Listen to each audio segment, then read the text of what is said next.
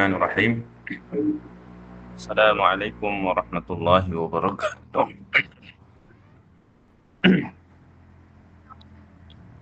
Alhamdulillahirabbil alamin. Wa bihi nasta'in ala umurid dunya waddin.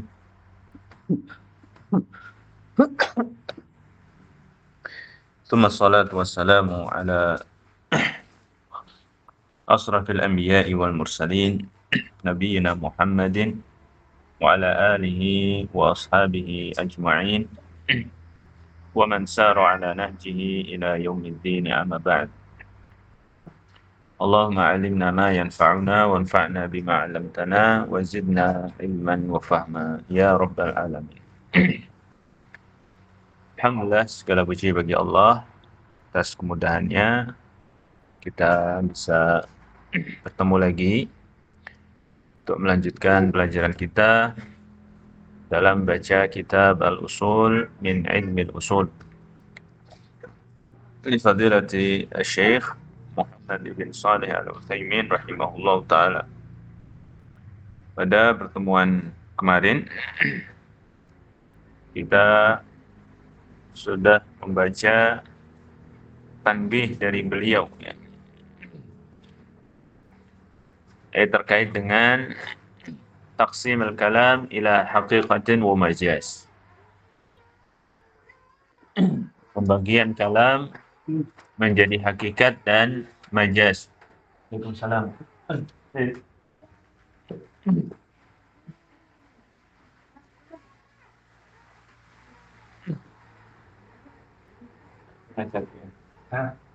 Bueno.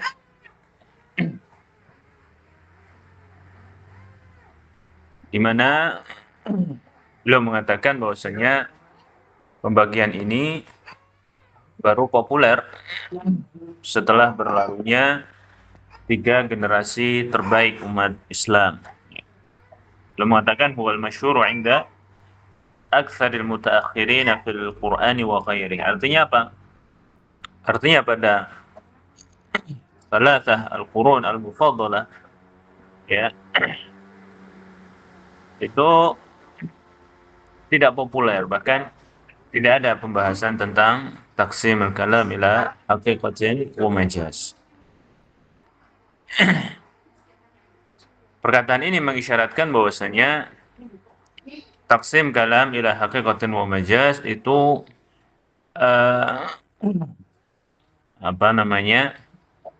kurang tepat ya, atau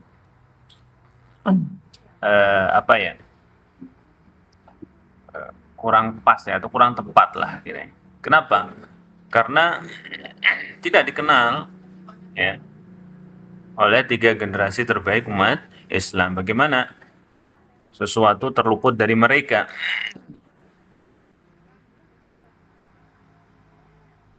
Wa qala ba'du ahli al-ilmi la majaza fil Qur'an. Sebagian ulama kemarin kita sampaikan bahwasanya tidak ada majaz dalam Al-Quran.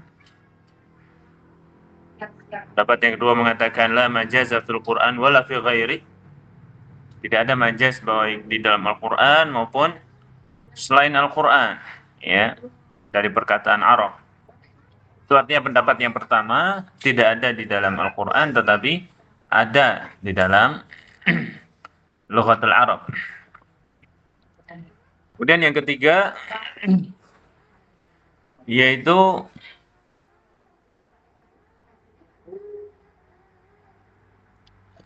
ada di dalam Al-Quran dan di dalam lughatul Arab ya.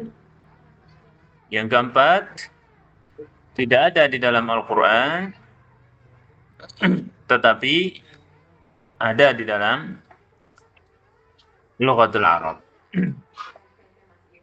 di mana masing-masing memiliki hujjah sendiri-sendiri. Pendapat yang pertama, ini yang masyhur inda aktsari al-usuliyyin, bahwasanya al-majaza mawjudun fil Qur'ani kama huwa mawjudun fi lughatil Arab. Wa dalilu dzalika al-wuqu'. Yaqul anna al-wuqu' dalilu al-jawaz. Pendapat yang pertama ini beralasan bahwasanya karena benar-benar ada dan terjadi, ya, terbukti ada, baik itu dalam Al-Quran maupun di dalam lughatul Arab. Dan al-wuqu' atau keberadaan atau adanya sesuatu itu dalilul jawaz, menunjukkan bolehnya, ya. Dan tidak mungkin memisahkan Al-Quran dengan bahasa Arab, karena Al-Quran itu sendiri Allah turunkan dengan bahasa Arab, bilisanin Arabiyyin mubin, ya.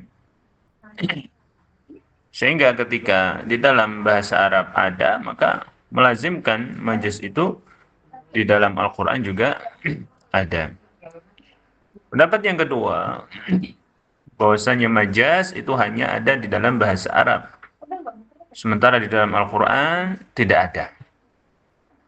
Ya, bahwasanya majaz itu hanya di dalam bahasa Arab atau lughatul Arab, sementara di dalam Al-Quran tidak ada. Bagaimana pendapat ini membedakan antara bahasa Arab dengan Al-Quran, sementara Al-Quran turun dengan bahasa Arab? Seharusnya ketika mereka menetapkan majaz ada di dalam bahasa Arab, melazimkan mereka yuthbit, ya, wuqu'ul majaz fil Quran, ya, Al-Quran bi lughatil Arab. Tapi apa alasan mereka berpendapat demikian? Alasannya adalah karena bahwasanya majaz itu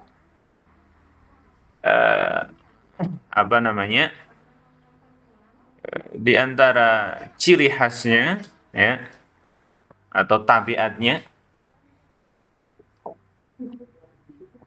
sahhaan yukadzab, ini bisa didustakan. Contoh misalnya seorang mengatakan ra'aitu asadan wa yuridu bihi rajulan syuja'. Maka orang yang mendengar bisa mengatakan kadzabta, kamu berdusta, yang kamu lihat itu bukan asad tetapi seorang laki-laki yang pemberani. Ya, ini mi'yar, ya, atau tabi'ah al-majaz, dia bisa didustakan. Kalau kita menetapkan di dalam Al-Quran ada majaz, berarti ada di dalam Al-Quran yang bisa didustakan, padahal tidak mungkin ya seorang mendustakan apa yang ada dalam Al-Quran. Karena Al-Quran la ya'tihil batilu min baini yadayhi wala min khalfi, ya, yang tidak didatangi dengan kebatilan baik dari depan maupun dari belakangnya, ya. Maka dengan alasan ini, pendapat yang kedua ini beralasan anna al-majaza mawjudun fi lughatil Arab wa ghairu mawjudin fi al-Quran. Ya. Pendapat yang ketiga, ya, sebagaimana perkataan di sini, wa qala akharun la majaza fil Qur'ani wala fi ghairihi. Majaz itu tidak ada baik dalam Al-Qur'anul Karim, apalagi tidak baik dalam lughatul Arab, apalagi di dalam Al-Qur'an. Ya. Lalu bagaimana? Dikatakan bukan majaz sementara orang menggunakan lafaz asad yang dia maksud adalah rajulun syuja'. Bukankah ini majaz? ya. Maka mereka berpendapat, ya, di antaranya alasannya itu bukan majas, itu hanyalah gaya bahasa, uslub, ya, gaya bahasa atau oke. Ya,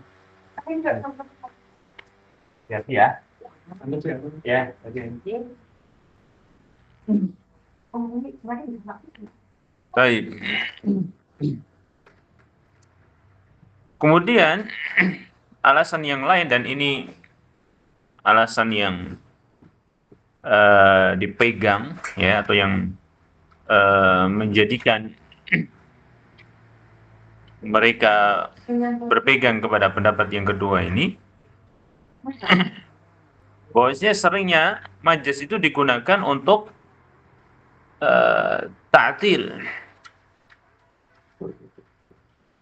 sifat atau asma wa sifatillah subhanahu wa ta'ala. Jadi seringnya majas ini digunakan alat oleh kaum Mu'attilah, ya, untuk menafikan, ya, menolak sifat-sifat apa?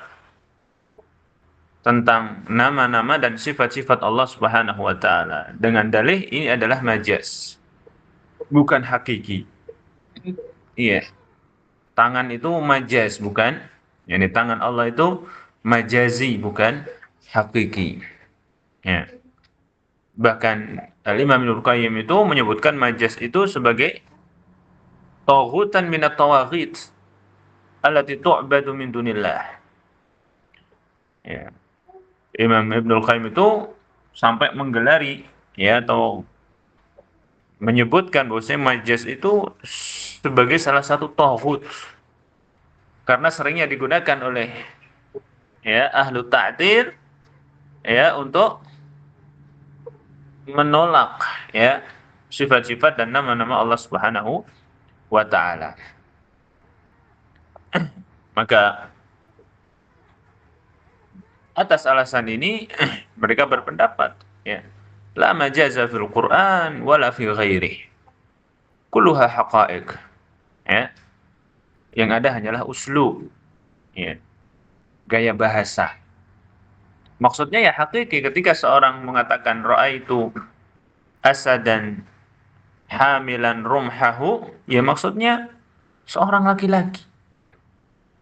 Ya, gaya bahasanya saja, uslubnya saja seperti itu, tapi maksudnya ya bukan hewan, ya, tetapi adalah seorang laki-laki yang pemberani. Wahakala. Taib, itu 3 pendapat, ya, yang disebutkan di sini, dan jelas sekali di sini beliau merajihkan, ya, pendapat yang ketiga, bahwasanya la majaza fil Qur'an wala fi ghairihi. Ya. Pertama dari perkataan beliau, taqsimul kalam ila haqiqati wa majaz wal masyhur inda aktsaril mutaakhirin. Ini mengisyaratkan bahwasanya taksim itu taksim yang tidak bagus, gitu ya. Karena baru ada, ya, baru ada setelah berlalu 3 generasi terbaik. Bagaimana mungkin suatu yang baik terlewat dari mereka, kan seolah-olah seperti itu. Kalau ada berarti itu bukan suatu hal yang baik. Gitu. Maka dari perkataan beliau seperti ini mengisyaratkan bahwasanya beliau tidak setuju dengan taksim kalam ila haqiqatan wal majaz. Kemudian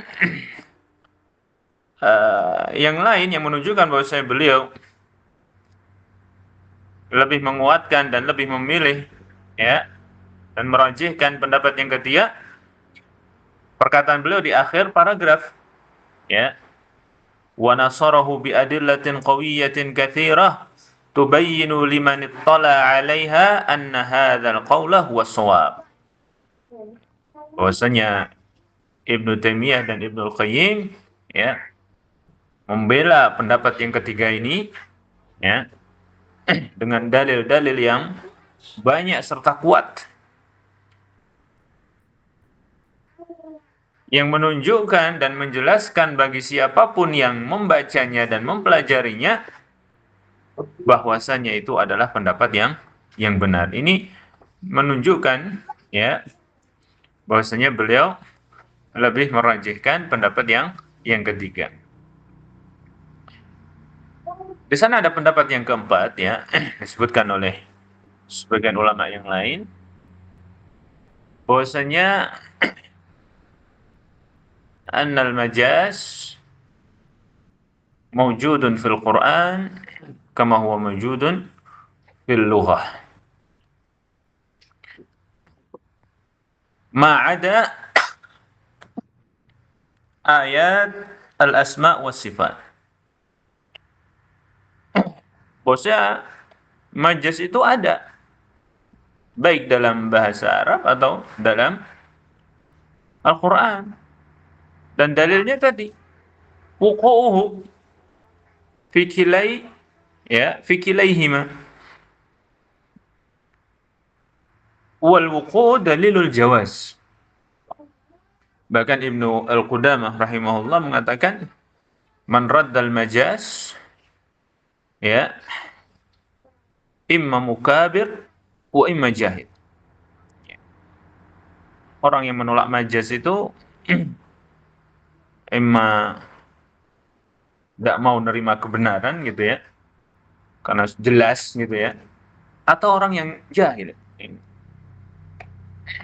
Bahasa di dalam lughatul Arab banyak sekali ya istimalu lafaz fi ghairi ma'nah atau fi ghairi ma wudi'a lahu, banyak, dan itu majaz ya. Dan dalam Al-Quran pun juga ada ya istimalu al-lafaz fi ghairi ma wudi'a lahu,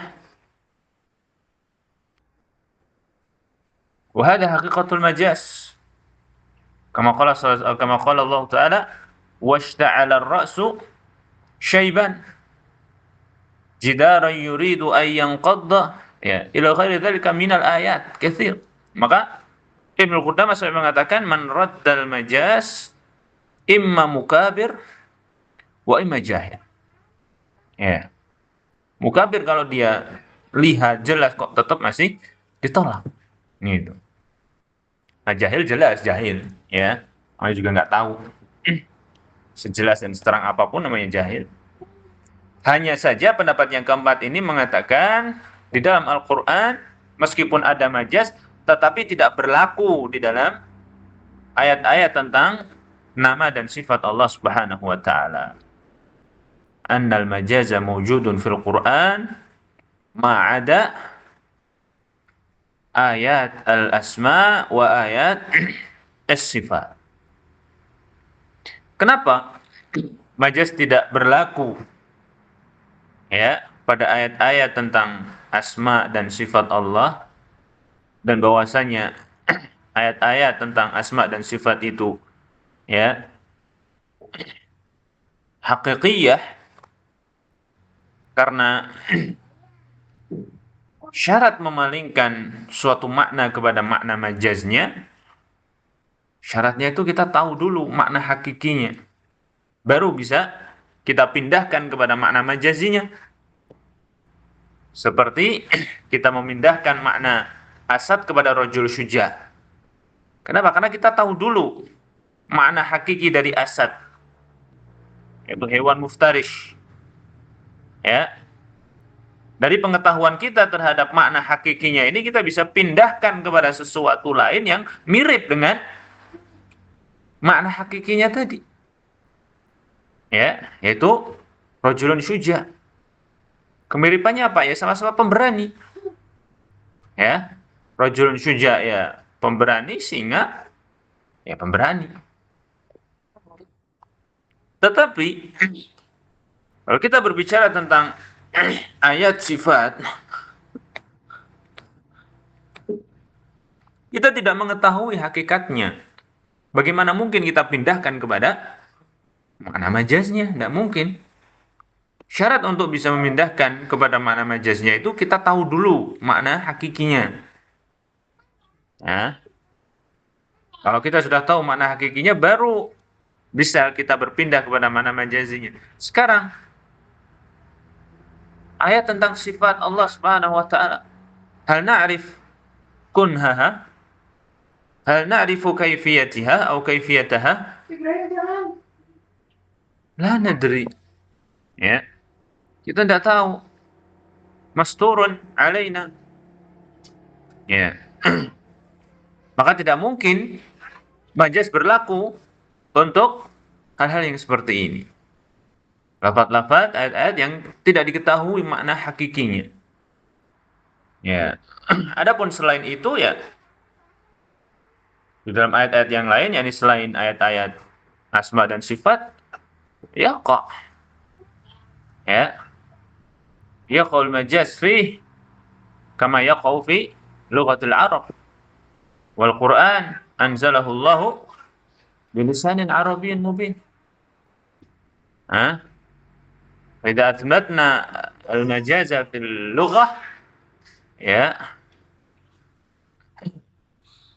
yani nulzim an nuthbitahu fi Al-Quran ya.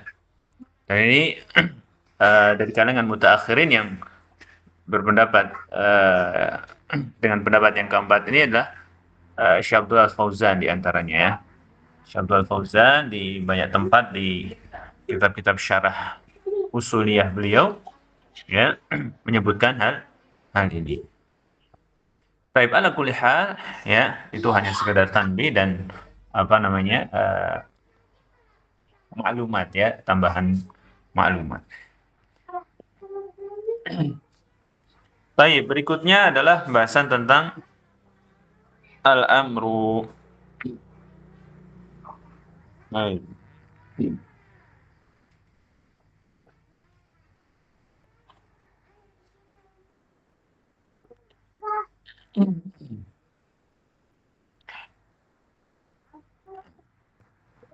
Baik, bahwasanya kita tahu ya, usul fikih itu adalah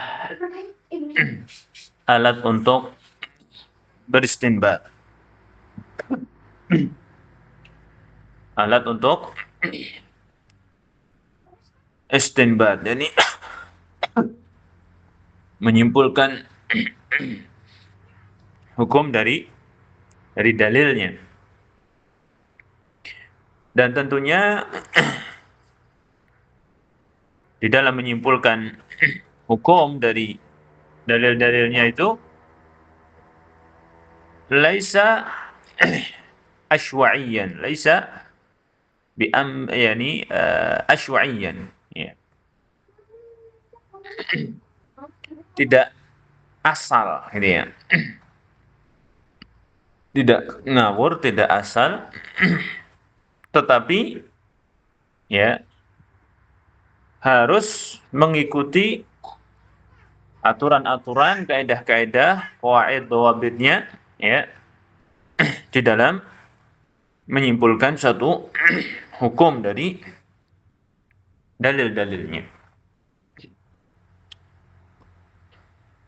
Nah, pembahasan tentang al-amr, tentang an-nahi ya, tentang am, tentang khas, mutlak, muqayyad, mujmal, mubayyan,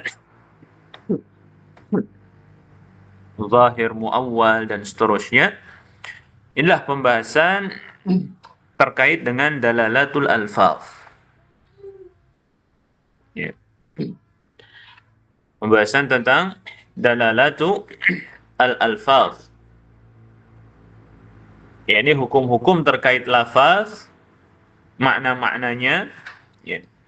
Yang mana tidak lain dan tidak bukan itu adalah qawaidul istinbat. Kaidah-kaidah ya, aturan-aturan di dalam apa? Beristinbat. Di mana tidak mungkin seseorang ya mampu menyimpulkan hukum dengan benar dari dalilnya tanpa mempelajari qawaidul istinbat ini. Ya. Maka pembahasan tentang dalalatul alfaz, ya, itu menjadi sangat penting dan urgent sekali. Bahkan Al-Imam Al-Ghazali rahimahullah menyebutkan atau ya, menyebutkan ya, bahwasanya pembahasan tentang dalalatul alfaz ini adalah jauharu ilmi usul. Yani inti daripada ilmu usul fikih. Usul fikih itu intinya di sini tentang dalalatul alfaz. Bagaimana seorang mengetahui tentang dalalah setiap lafaz. Ya. Lafaz seperti ini dalalahnya apa? Lafaz seperti ini dalalahnya apa? Ya. Maka dari itu, ya, pembahasan tentang dalalatul alfaz di dalam kitab-kitab usul fikih para ulama itu ya, mengambil porsi yang paling banyak. Ya. Mengambil porsi yang paling banyak. Imam Az-Zarkashi rahimahullah dalam kitabnya Al-Bahrul Muhit, ya, di antara salah satu kitab usul fikih yang paling tebal, ya, berjilid-jilid, pembahasan paling banyak dalam kitab tersebut tentang dalalatul alfaz. Ya.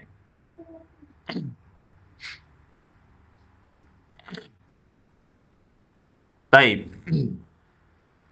Dan di antara pembahasan tentang dalalatul alfaz adalah pembahasan tentang al-amru wa an-nahyu. Al-amru wa an-nahyu. Di sini Syekh rahimahullah memulai dengan pembahasan tentang al-amru. Qala rahimahullah al-amru, perintah. Ta'rifuhu, pengertiannya, ay qaulun yatadamman talab al-fi'li ala wajhil isti'la. Qaulun yatadamman talab al-fi'li ala wajhil isti'la. Amr adalah satu ucapan qaul. Jadi dia bentuknya adalah qaul, ucapan. Bukan isyarat, bukan pula perbuatan atau fi'il. Qaul. Yatadamman talabal fi'li. Yang terkandung di dalamnya, ini di dalam qaul tersebut, ya, di dalam qaul tersebut, talabal fi'li, permintaan untuk mengerjakan suatu pekerjaan. Jadi dalam ucapan itu terkandung permintaan untuk mengerjakan suatu perbuatan. Ala wajhil isti'la. Ala wajhi al-isti'la. Yani dengan sifat yang tegas. Ya. Ini qaulnya tersebut adalah qaul yang sifatnya tegas. Ya. Atau di dalam qaul tersebut menunjukkan adanya otoritas. Ya. Ini makna dari ala wajhil isti'la. Jadi dalam ucapan tersebut ada ketegasan dan ada otoritas.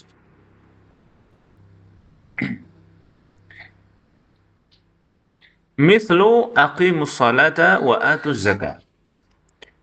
Contohnya Seperti firman Allah Ta'ala, aqimu as-salah. Aqimu. Ini amr. Kenapa? Karena karena itu adalah ucapan. Aqimu. Qaul. Ya. Yatadamman talabal fi'li, yang terkandung di dalam ucapan itu permintaan untuk mengerjakan suatu perbuatan ala wajhil isti'la, ini secara tegas dan penuh otoritas. Ya.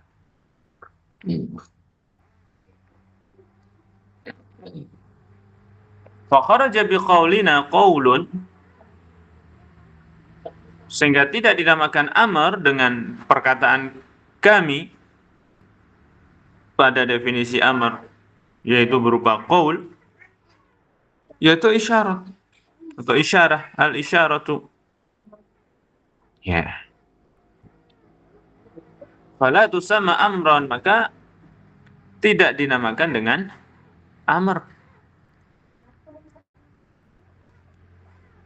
Wa in afadat ma'nahu, ya, sekalipun isyarat tersebut ya menunjukkan makna seperti makna yang ditunjukkan oleh amr.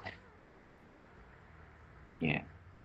Makna yang ditunjukkan amr adalah permintaan untuk mengerjakan suatu aktivitas, suatu pekerjaan.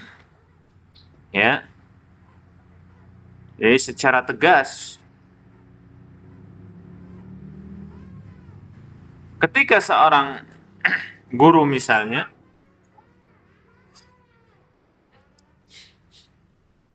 yakni meletakkan jari telunjuknya di depan mulutnya secara vertikal karena melihat murid-muridnya gaduh, kemudian dia meletakkan jari telunjuknya secara vertikal tepat di tengah-tengah mulut atau bibirnya sambil matanya mendelik. Para murid paham bahwasanya itu adalah isyarat dari guru agar mereka diam dan tidak bergurau. Akan tetapi itu tidak dinamakan dengan amr. Ya, sekalipun maknanya sama. Ya, dengan ketika guru itu berkata uskutu, misalnya, diam kalian semua. Sama maknanya. Dan para murid paham bahwasanya isyarat tadi adalah perintah untuk diam. Akan tetapi perbuatan guru tadi tidak dinamakan dengan amr. Kenapa? Karena dia berupa al-isyarah wa laisa biqaul. Ya. Kenapa? Karena amr adalah qaul. Karena amr berupa qaul. Wa kharaja biqaulina talabal fi'li. Adapun dengan batasan talabal fi'li, apa yang keluar dari pengertian amr, yang keluar dari pengertian amr dengan batasan ini adalah an-nahyu. Ya, walimadza kharaja an-nahyu bihadzal qaid? Qala al-musannifuna li'annahu talabu tarkin. Karena nahi itu permintaan untuk meninggalkan, bukan permintaan untuk mengerjakan. Ya. Sementara di sini disebutkan talabal fi'li fa kharaja bihi an-nahyu. Baik, wal muradu bil fi'li al-ijad. Ya, dan yang dimaksud dengan perbuatan di sini talabal fi'li itu al-ijad. Ijad itu artinya mengadakan, ya. Dari yang sebelumnya tidak ada menjadi ada. Bukan maksudnya adalah fi'il lawan dari qaul, bukan. Tetapi fi'il yang maksudnya adalah al-ijad, mengadakan. Sehingga fayashmal al-qawla al-ma'mura bihi. Sehingga tercakup pula ucapan-ucapan yang diperintahkan. Ya, jadi kalau ada suatu perintah untuk mengucapkan, maka itu juga amar. Jangan mengatakan, kan amar tolabal fi'li, bukan tolabal qaul. Maksud dari tolabal fi'li ini adalah al-ijad, bukan al-fi'il yang menjadi lawan dari al-qaul. Ijad itu apa? Mengadakan sesuatu yang sebelumnya tidak ada. Baik berupa mengadakan perbuatan, ijadul fi'il, bisa pula ijadul qaul. Ya. Maka di sini beliau mengatakan fayashmal al-qaula al-ma'mura bih. Wa kharaja biqaulina ala wajhi al-isti'la. Sifat daripada qaul itu tegas dan penuh otoritas. Jadi ala wajhi al-isti'la ini sifatun li al-qaul. Sifat untuk qaul. Di mana qaulnya tadi sifatnya ala wajhil isti'la, secara tegas dan adanya otoritas di situ. Sekalipun yang memerintahkan al-amir, berarti al-qail, ya. Sekalipun al-amir awal qail adna rutbatan minal ma'mur. Sekalipun yang memerintahkan itu derajatnya lebih rendah daripada yang ia perintahkan. Kalau di dalam ucapannya ala wajhil isti'la terdapat sifat al-isti'la, ya, ketegasan dan otoritas, ya, maka itu amr. Isti'la itu artinya adalah takalluful ulu, jadi menampakkan ketinggian, ya, yang dia butuh, yang dia wujudkan dengan ucapan yang tegas dan penuh otoritas. Ya. Ala wajhi al-isti'la. Kenapa? Karena sebagian ulama itu ada yang mengatakan sifatnya itu bukan ala wajhil isti'la, tapi ala wajhil ulu. Apa bedanya ulu dan isti'la? Kalau isti'la itu sifat raji'atun ila al-qaul. Jadi sifat yang kembali kepada qaul. Adapun al-ulu, yani sifatun raji'atun ila al-qail. Ya. Jadi sebagian ulama itu mempersyaratkan adanya ulu, yaitu ketinggian orang yang menyuruh, ya, dari orang yang dia suruh. Jadi harus lebih tinggi baru dikatakan amr. Kalau yang menyuruh itu orang yang derajatnya lebih rendah, seperti budak menyuruh majikannya, maka tidak dimakan dengan amr. Ya. Kalau pendapat yang pertama tetap dinamakan dengan amar selama pada ucapan si budak tersebut terdapat isti'la, ya, ketegasan dan otoritas. Ya. Baik. Wa kharaja biqaulina ala wajhil isti'la, ini iltimas, ya, yani talab musawin minal musawi mithlahu atau mithlihi, yaitu permintaan dari orang yang serating, ya. Sehingga tidak dinamakan dengan al-amr. Begitu juga keluar darinya adalah doa was-su'al, ya. Doa atau permintaan. Kenapa? Karena doa dan permintaan itu permintaan dari al-adna minal a'la, dari orang yang lebih rendah kepada pihak yang lebih tinggi.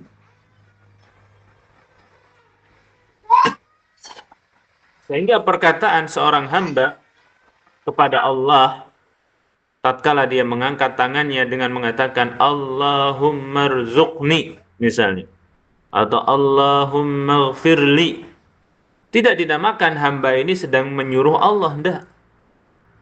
Ya, karena tidak ada isti'la di situ. Ya, yang ada adalah az-zullu wal inkisar. Perasaan hina, perasaan rendah di hadapan Allah Subhanahu wa taala. Ya. Meskipun maknanya makna amar, yakni talab al-fi'l. Yani kita meminta kepada Allah untuk mengampuni kita. Tapi itu bukanlah amar. Kenapa? Karena tidak ada isti'la di situ.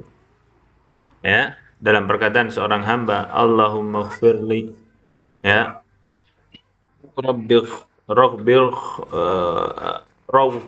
Rabbirhamhuma misalnya. Enggak ada istilah, bahkan yang ada kebalikan dari itu, yaitu az-zullu wal inkisar. Perasaan rendah dan hina di hadapan Allah. Ya. Apa nama yang seperti itu? Ad-du'a was-su'al, atau permintaan dan yang lainnya. Wa ghairuhuma mimma yustafadu min sighatil amr bil qarari. Nah, itu pengertian dari al-amr, ya. Qaulun yatadamman talab al-fi'li ala wajhi al-isti'la.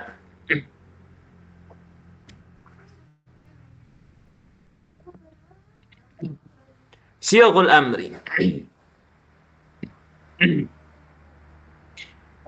Setelah beliau terangkan, ya,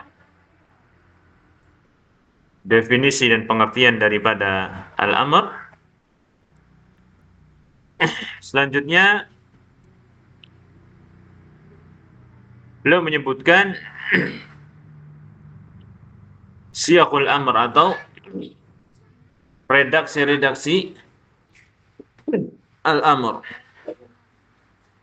ay al-alfaz allati tadullu ala al-amri. Lafaz-lafaz atau ungkapan-ungkapan yang menunjukkan perintah. Ya. Atau istilahnya dalam ilmu usul fikih adalah siyaghul amri atau sighatul amri, yaitu lafaz-lafaz yang tadullu 'alal amr, menunjukkan apa? Bahwasanya itu adalah al-amr. Jadi amr atau perintah itu bukan hanya dalam wujud atau dalam bentuk fi'il amr saja, enggak. Ya, itu salah satu bentuk dan wujudnya. Tetapi bukan hanya berbentuk apa? Fi'il amr saja. Di sana ada bentuk-bentuk lain, lafaz-lafaz lain yang menunjukkan al-amr. Siyaqul amri arba'un.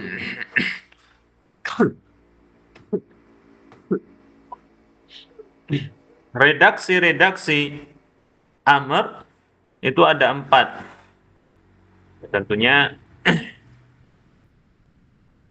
4 di sini laisa hasran ya, bukan pembatasan.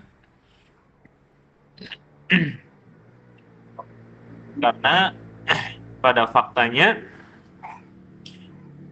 redaksi amar itu lebih ya dari keempat yang disebutkan oleh Syekh. Akan tetapi beliau ya menulis kitab usul fikih ini atau usul min ilmil usul ini untuk para pemula, untuk memudahkan ya. Sehingga beliau mencukupkan dengan penyebutan apa sirah-sirah yang populer gitu ya, bisa ya, atau sirah-sirah yang jelas gitu. Adapun sebenarnya ya lebih dari 4. Nah, yang pertama adalah fi'lul amri. Dia berupa fi'il amr. Mithlu utlu ma uhiya ilaika minal kitabi.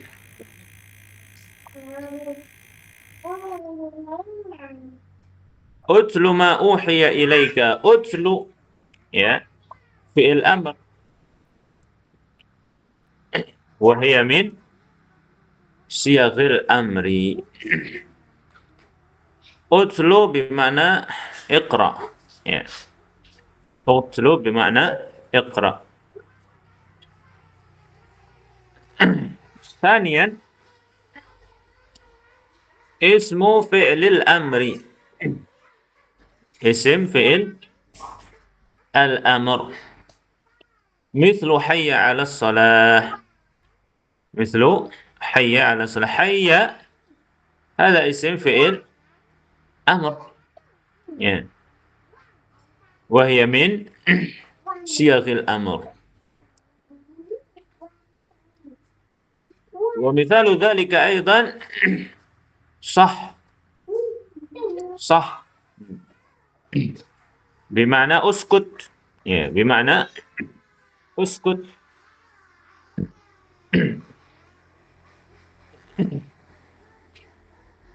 ثالثا المصدر النائب عن فعل الأمر. المصدر النائب عن فعل الأمر.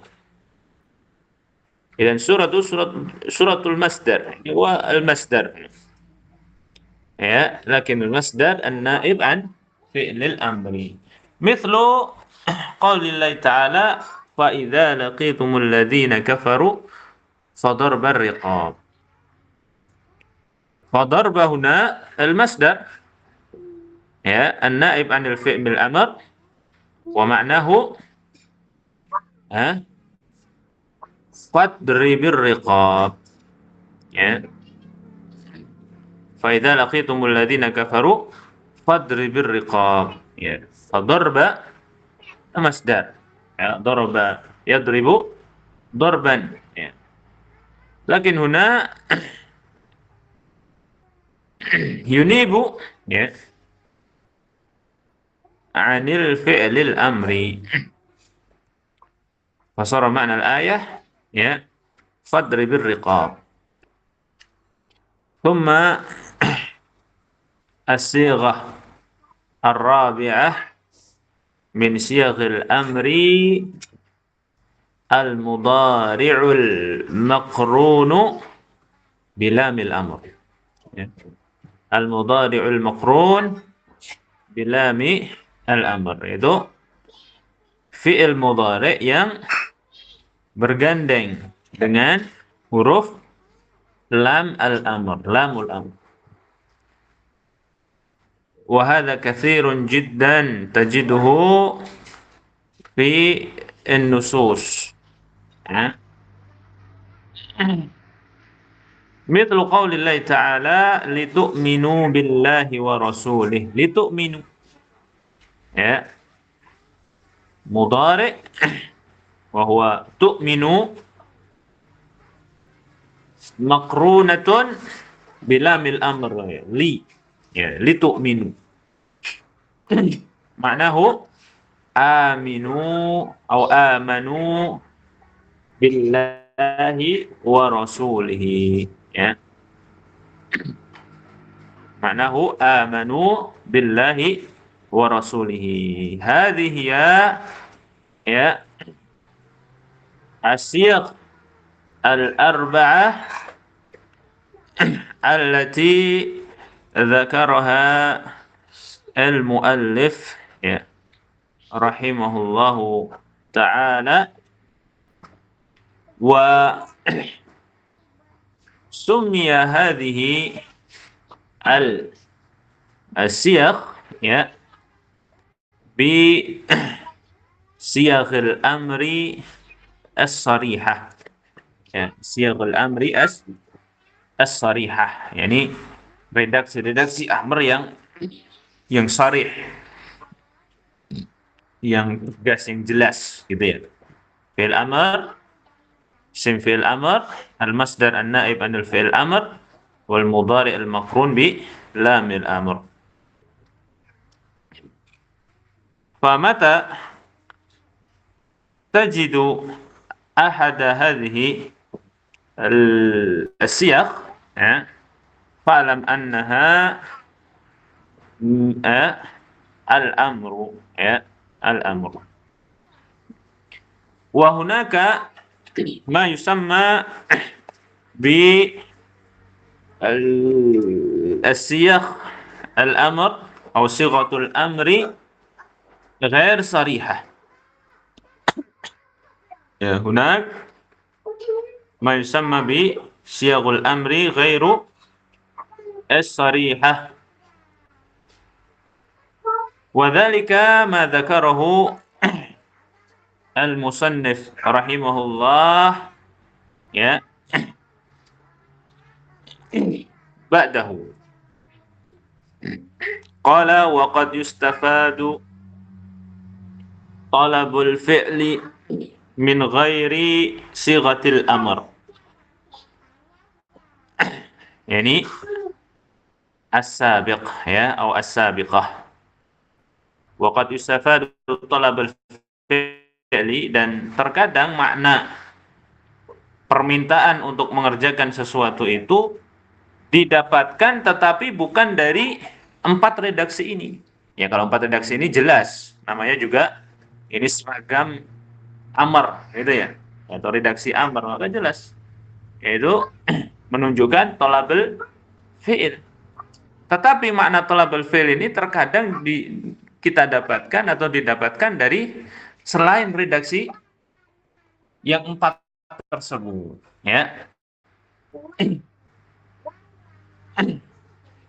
yang dinamakan oleh para ulama dengan siyaghul amri ghair sarihah, ya, mithlu ayyusab bi annahu fardun, ya, yaitu suatu perbuatan disifati dengan fard, ya, fardu, atau disifati dengan wajib, atau disifati dengan mandub, atau disifati dengan ta'ah, ya. Dari redaksi-redaksi itu kita dapat mengambil satu isyarat bahwasanya perbuatan itu diperintahkan, ya. Ketika Allah mensifati suatu perbuatan bahwasanya itu wajib, di antara makna yang bisa kita ambil dari situ bahwasanya kita diperintahkan mengerjakan perbuatan itu. Begitu juga kalau disifati dengan wajib, mandub, atau ta'ah. Ayum dafa'iluhu, atau ketika Allah memuji pelaku suatu perbuatan, ya, misalnya Allah memuji pelaku, ya, orang yang bersilaturahim, ya, itu menunjukkan, mengisyaratkan bahwasanya silaturahim itu diperintahkan, ya. Ayyudzam tariku, atau kebalikannya, ya, yang meninggalkan suatu perbuatan dicela, ya. Au yurattibu ala fi'lihi thawab, Allah memberikan ya ganjaran ya bagi yang mengerjakannya.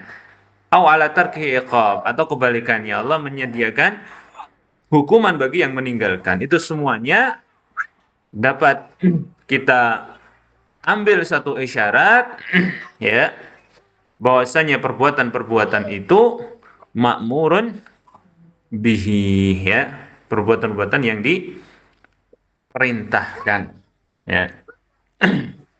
Tayyib, rubbama hadha ma tayassar qira'atuhu fi hadha liqa. Nas'alullah ta'ala an yanfa'ana bima 'allamana wa an yazidana ilman wa fahma. Naltaqi maratan ukhra insyaallah fi liqa al-qadim. Wa nakhtim bidua kafaratul majlis. Subhanakallahumma wa bihamdika asyhadu an la ilaha illa anta astaghfiruka wa atubu ilaik. Wassalamualaikum warahmatullahi wabarakatuh. Waalaikumsalam warahmatullahi wabarakatuh. Jazakallah khair, Ustaz. Naam, astadzin. Atrukukum.